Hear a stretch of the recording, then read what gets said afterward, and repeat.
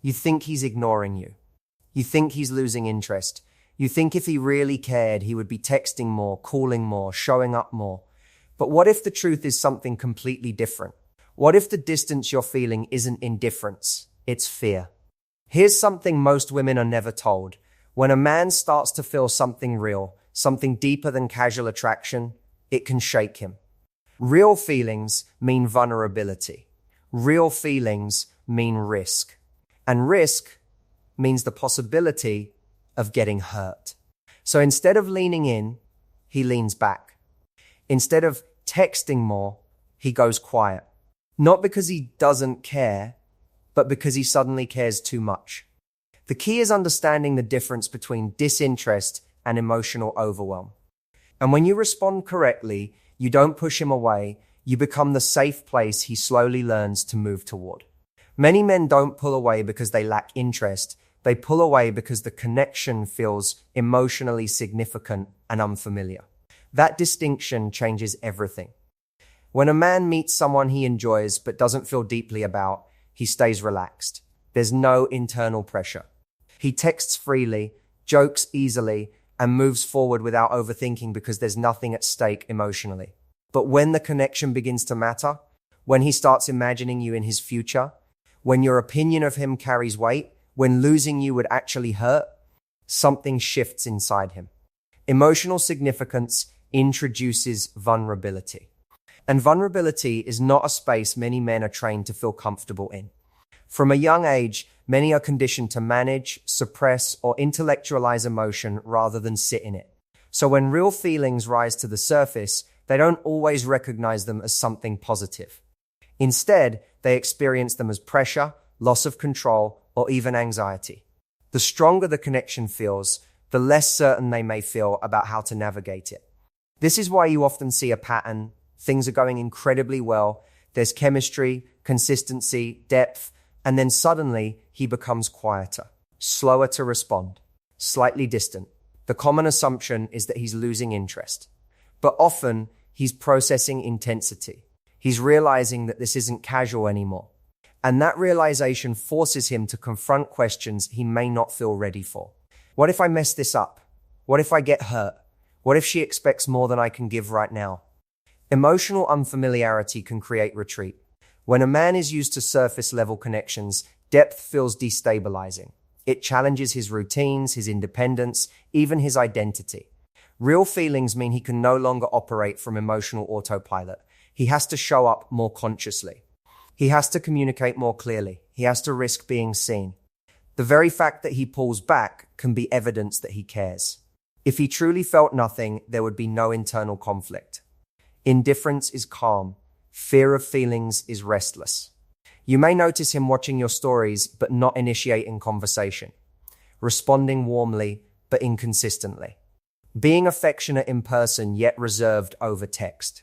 These contradictions often signal someone wrestling with emotion, not someone devoid of it.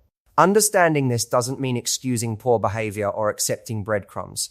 It means recognizing that emotional retreat is not always emotional absence. When you interpret every pause as rejection, you respond with anxiety, chasing, questioning, demanding clarity before he's ready to articulate what he's feeling. That pressure can amplify his fear. But when you stay grounded, when you don't collapse into insecurity, you allow space for him to regulate and understand his own emotions. A man who feels safe, not rushed, not judged, not cornered, is far more likely to lean back in once he processes the depth of what he's experiencing. Real connection can feel unfamiliar. And unfamiliar things, even when they're good, can make people hesitate before they move forward. Emotional fear rarely announces itself clearly. It doesn't show up as, "I'm scared of how much I like you."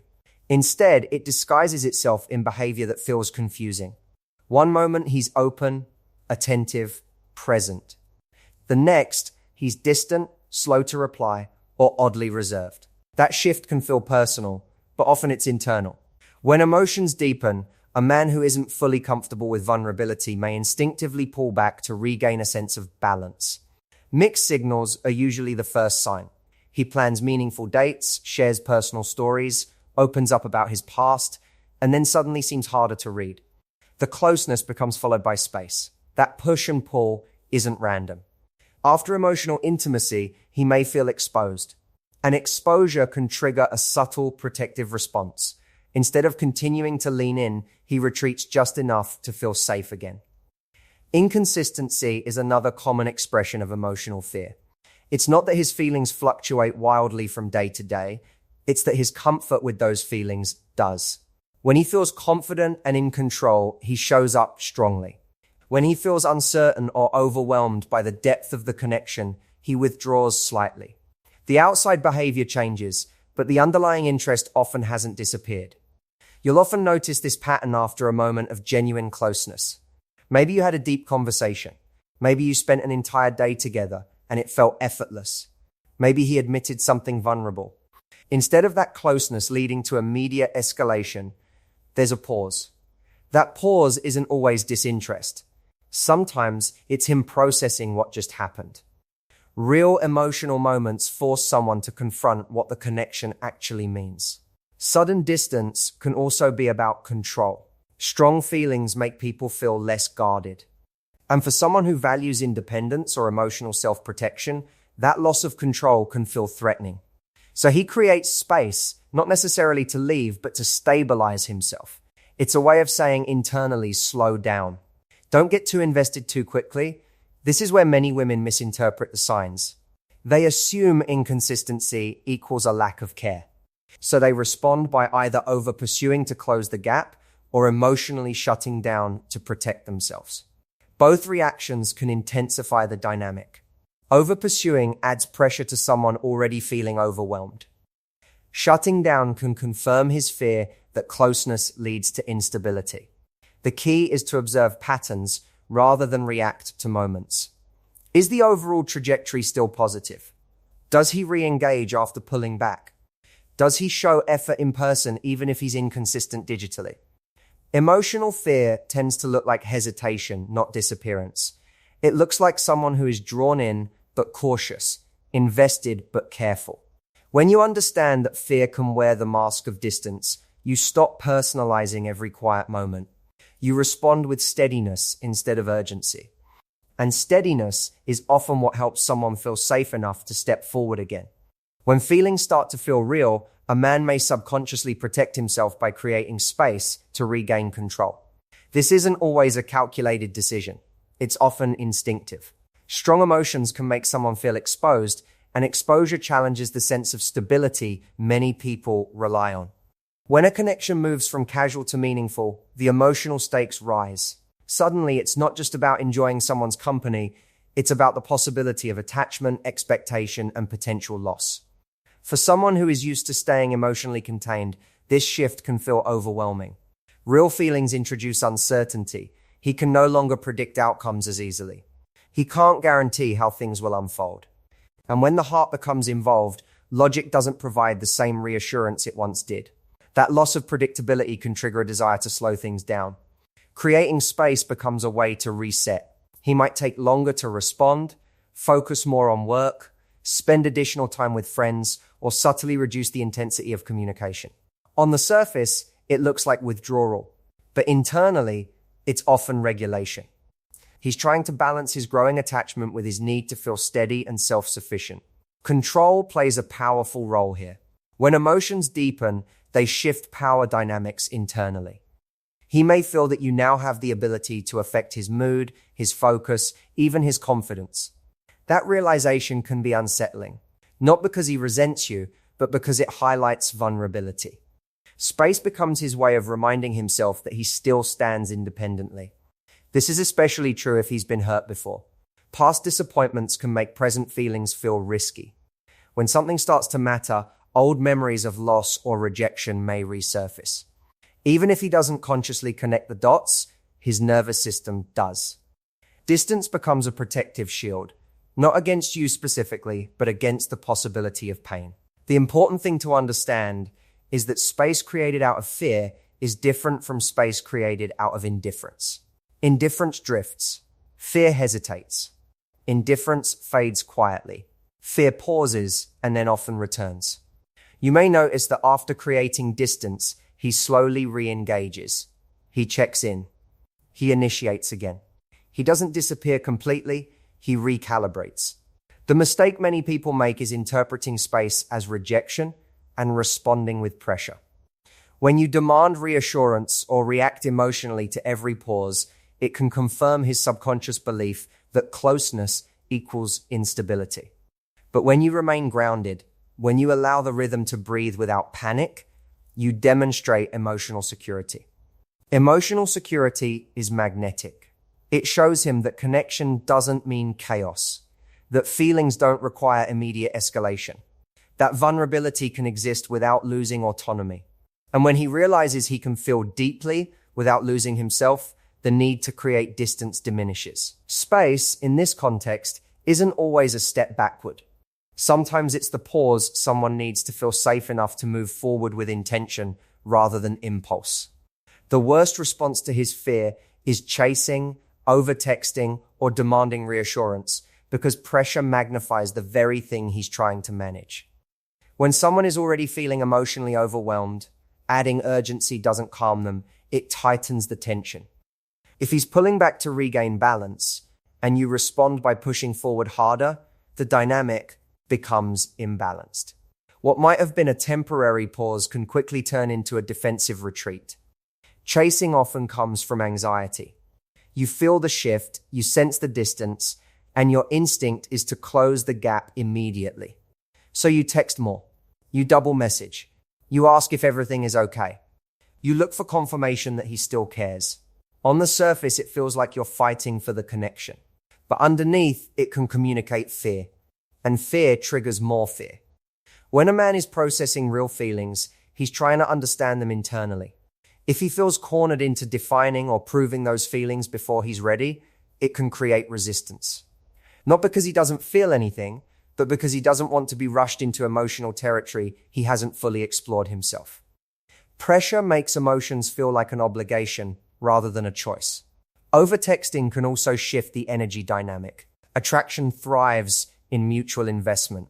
When one person overextends to compensate for perceived distance, it can unintentionally reduce the sense of balance. Instead of feeling drawn in, he may feel that the emotional weight of the connection is resting entirely on him. That imbalance can intensify his need for space. Demanding reassurance has a similar effect. Questions like, "Do you still like me?" or "Why are you being distant?" may seem reasonable in moments of uncertainty.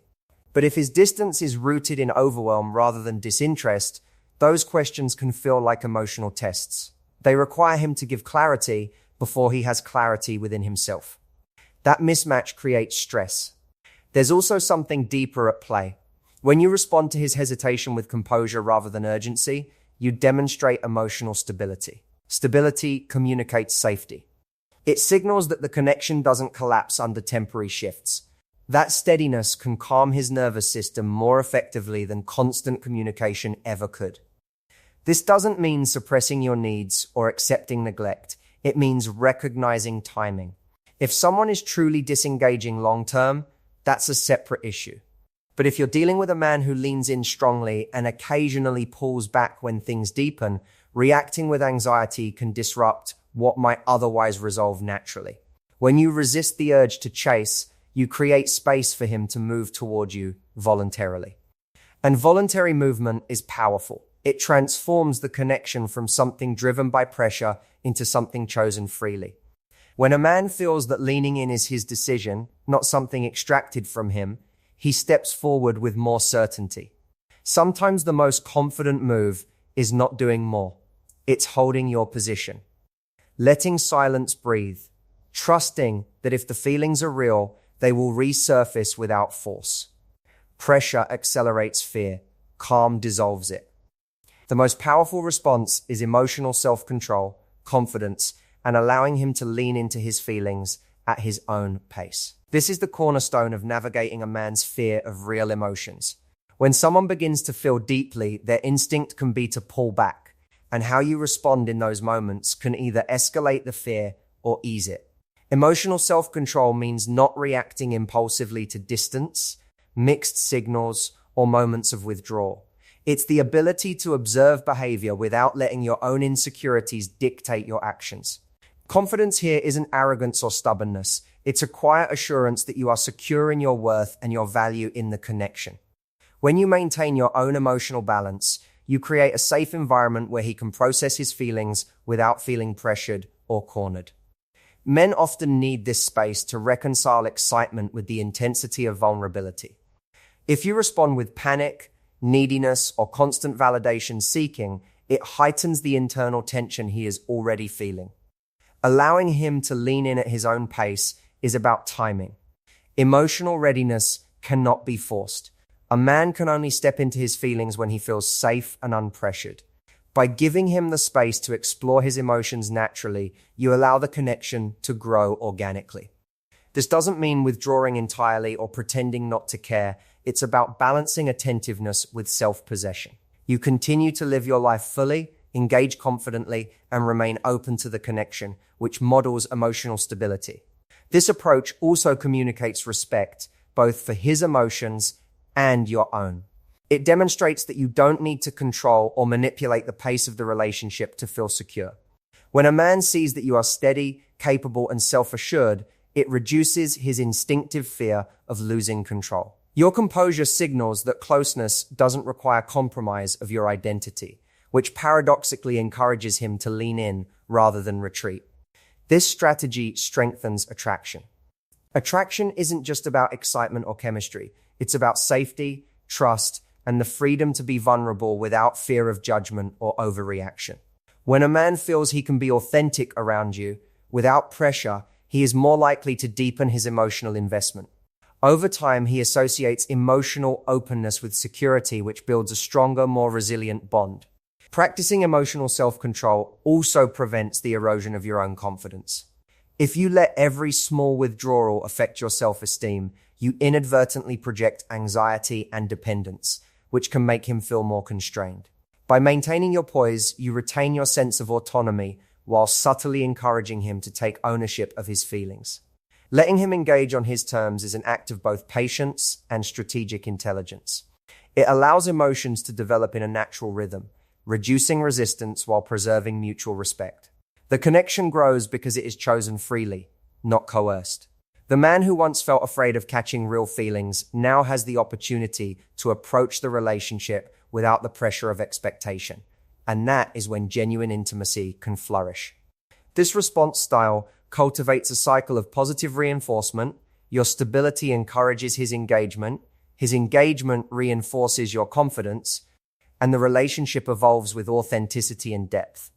It's not about controlling him, it's about mastering yourself and creating an environment where he can safely follow his heart. He's not ignoring you because he doesn't care. He's pulling back because real feelings can feel overwhelming.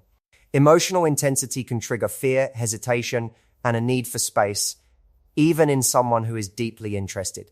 The key is understanding the difference between disinterest and emotional overwhelm. Reacting with anxiety, chasing, or demanding reassurance only amplifies his fear, while calm confidence, patience, and emotional self-control create safety. By maintaining your own balance, showing steadiness, and allowing him to approach at his own pace, you give him the room to process his feelings without pressure. When he realizes he can lean into the connection without losing himself, the distance dissolves, attraction deepens,